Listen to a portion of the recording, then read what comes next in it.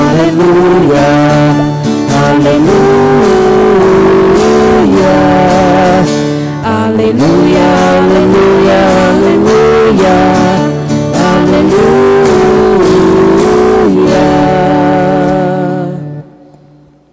O Senhor esteja convosco. Ele está no meio de nós. Proclamação do Evangelho de Jesus Cristo segundo Lucas. Glória a vós, Senhor.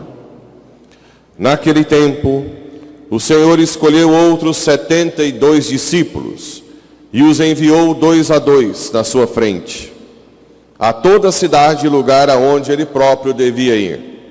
E dizia-lhes: a messe é grande, mas os trabalhadores são poucos. Por isso, pedi ao dono da messe que mande trabalhadores para a colheita. Eis que vos envio como cordeiros para o meio de lobos. Não leveis bolsa, nem sacola, nem sandálias, e não cumprimenteis ninguém pelo caminho.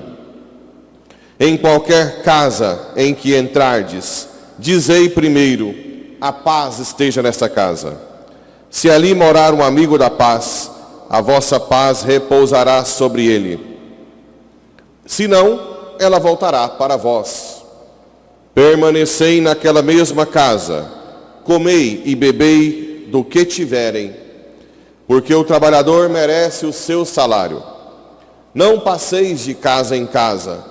Quando entrardes numa cidade e fordes bem recebidos, comei do que vos servirem. Curai os doentes que nela houver, e dizei ao povo: o reino de Deus está próximo de vós. Palavra da salvação. Glória a vós, Senhor. Caríssimos irmãos e irmãs, também que nos acompanham pelas redes sociais. Segunda carta a Timóteo. Onde está São Paulo? Preso pela segunda e última vez. Pronto para ser morto. Provavelmente lá num lugar em Roma que se chama Tre Fontane, Três Fontes, que é onde decapitaram. A prisão fica onde é a prisão, tem uma igreja, que inclusive São Bernardo de Claraval já celebrou. E abaixo tem outra igrejinha com 3 fontes. Conta-se a tradição que a cabeça de São Paulo caiu e bateu 3 vezes. Pá, pá. A distância é meio longa, mas dizem que o terreno era um pouco íngreme assim. Por isso que é. E aí gerou fonte de água onde a cabeça dele bateu. Bem, a igreja ensina que o caminho que Cristo seguiu,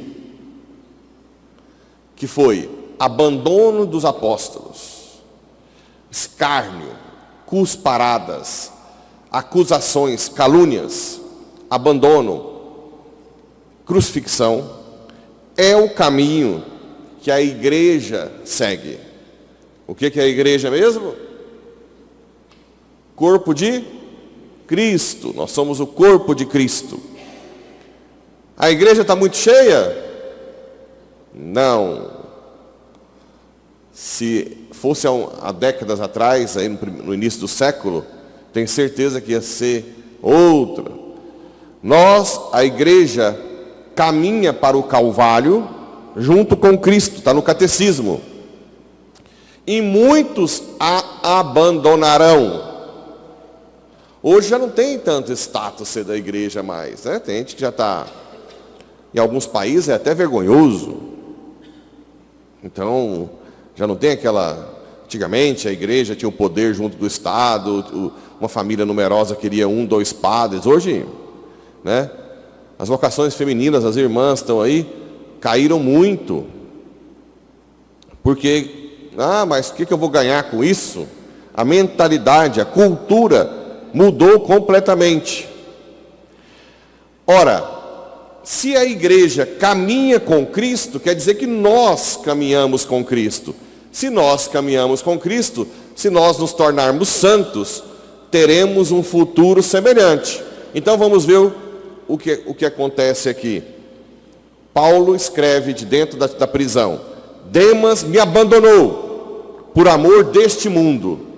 Ai, queira Deus que eu não ouça.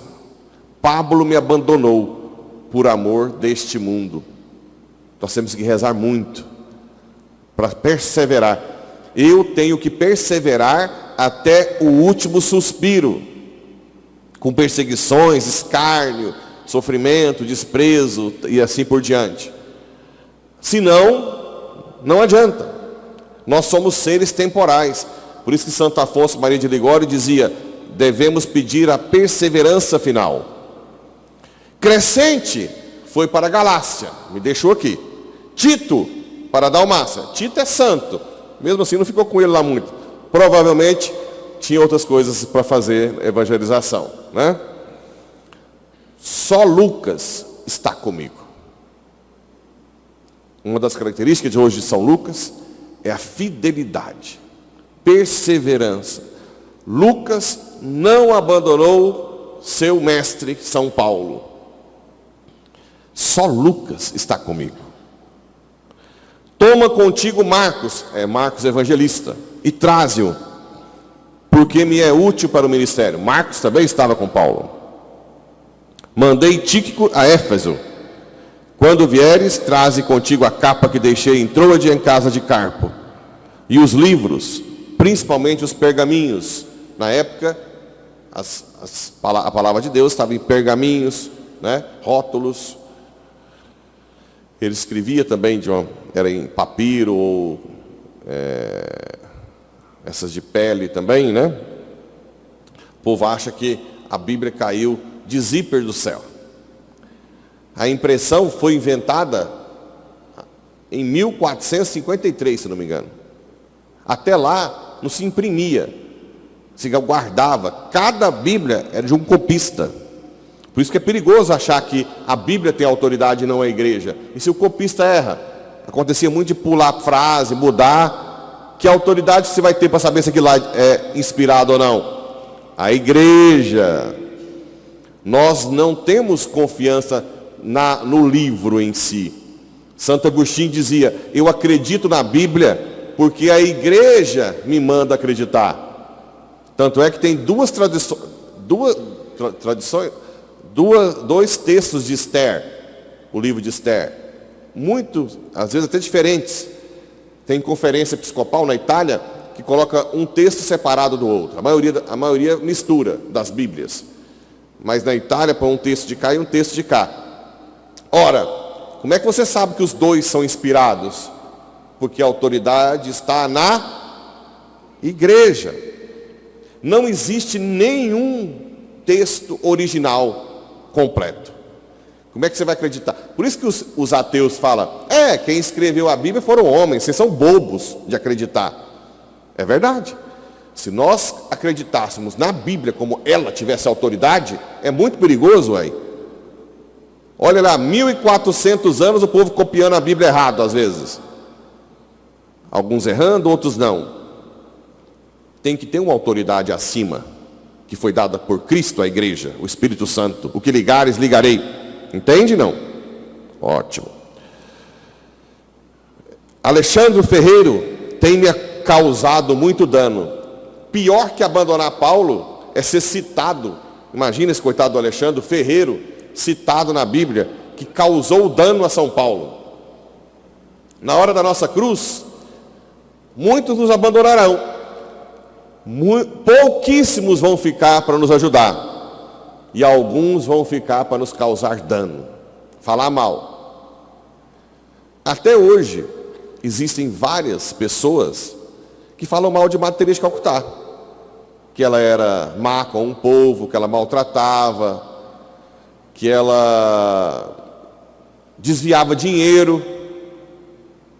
E saiu na imprensa isso. Muita calúnia sobre Madre Teresa. Ela era uma baixinha braba, mas que era santa, é santa, muito santa. Até hoje tem jornalistas que falam que ela era mal educada, tratava mal os doentes. Olha que loucura. Então, nós temos que preparar a mente para essas coisas, né? São Paulo VI, quando ele escreveu o Humanae Vitae, que condenava a contracepção, ele foi abandonado até pelos cardeais. Ficou sozinho, ele não escreveu mais nada. Um papa, com toda a influência e o poder que ele tem. Imagina nós, quando nós falarmos a verdade, nós não vamos ser deixados, abandonados. E alguns nos causarão danos. Evita-o também tu, o Senhor lhe pagará segundo as suas obras. Vixe Maria, coitado do Alexandre, hein? Ferreiro. Na minha primeira defesa, ninguém me assistiu. Todos me abandonaram. Vixe, nem Lucas. Na minha primeira defesa, ninguém me assistiu. Oxalá não lhes seja levado em conta. São Paulo. Espero que Deus não leve em conta todos me abandonarem. Que é semelhante a Pai, perdoa-lhes, porque não sabe o que. Está vendo a história se repetindo? Mas o Senhor esteve ao meu lado, aqui sim, e me deu forças. Ele fez com que a mensagem fosse anunciada por mim integralmente e ouvida por todas as nações. Deus nunca nos abandonará. O que mais dói no final da vida, na morte, é você não ter o consolo de Deus porque você nunca o procurou. É você descobrir que no final da vida, todos os seus esforços foram para coisas que não te levam a nada. Bens que não estarão lá no seu juízo. Instituições que são proibidas pela igreja e que você preferiu essa instituição do que a própria igreja, dizendo que a igreja está errada. E na hora do seu juízo, os seus coleguinhas, os irmãos da instituição, não estarão contigo lá. Muitos esforços em vão no final da vida. Antes de estudar para ser padre, todo médico tem vontade de ter uma empresa para não depender do seu... Porque o ganho do médico é o seguinte: se o médico fica doente, acabou, né? O salário lá de cima cai para quase zero. Você não dá conta de trabalhar, uai? Aí eu fiz um curso, eu pretendendo com um amigo meu montar uma empresa, era um MBA Executivo, Inteligência e Negócios. E eu decidi, do meio para frente, ir virar padre. Aí eu deixei para contar para o meu amigo no final. Eu não acredito. A última aula do MBA era um professor de Curitiba, muito, muito inteligente. E ele disse assim: eu estou aqui para ensinar vocês a ganhar dinheiro. Mas eu queria deixar duas mensagens para terminar essa aula. Primeiro, o que é o legado? O legado é tudo que você fez neste mundo que não foi por dinheiro. Tudo que foi por dinheiro foi pago. Quando você estiver no caixão, todos vão falar daquilo que você fez gratuitamente. E é isso que vai permanecer. O resto desaparece com a sua morte. Segunda coisa, não existe coisa mais dolorosa do que você fazer todos os esforços da vida, MBA, cursos, buscando construir uma vida em cima do dinheiro e do poder e das coisas, e chegar no final da vida e descobrir isso. Aí ele pôs um slide, uma escada que bate no muro. Descobrir que todos os seus esforços foram em vão.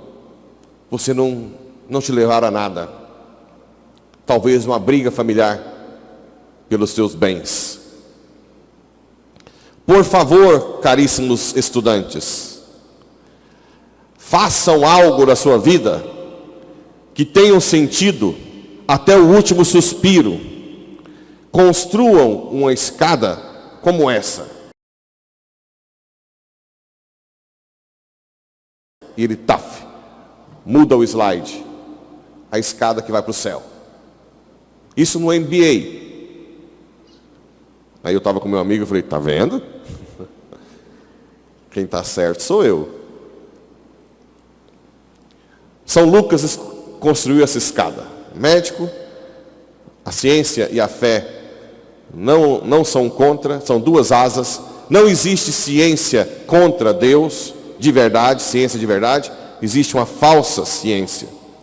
E no evangelho de hoje diz, a messe é grande, mas os trabalhadores são poucos. Hoje as famílias têm medo de ter filhos, consequentemente têm medo dos filhos virarem freiras, padres. Mal sabem o mal que os pais estão fazendo, impedindo seus filhos de responder sua vocação.